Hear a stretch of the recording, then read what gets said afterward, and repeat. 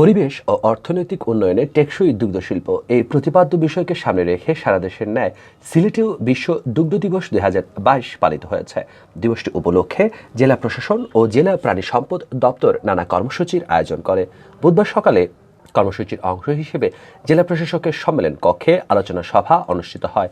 এতে প্রধান অতিথি হিসেবে উপস্থিত ছিলেন সিলেটের জেলা প্রশাসক মোহাম্মদ মুজিবুর রহমান। বিশেষ অতিথি হিসেবে উপস্থিত ছিলেন পুলিশ সুপার মোহাম্মদ ফরিদুদ্দিন। সভায় সভাপতিত্ব করেন সিলেটের জেলা প্রাণী সম্পদ অফিসার ডাক্তার মোহাম্মদ রুস্তম আলী।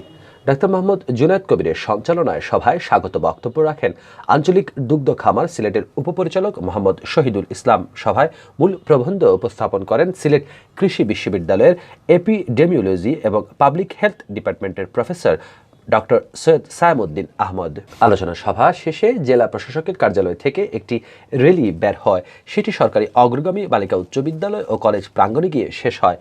তরল দুধ পানের অভ্যাস গড়ে তুলতে এদিন সিলেট অগ্রগামী বালিকা উচ্চ বিদ্যালয় ও কলেজ, সিলেট ভিউ ইনুর স্কুল সহ সিলেটের নানা শিক্ষা প্রতিষ্ঠানের শিক্ষার্থীদের দুধ পান করানো হয়।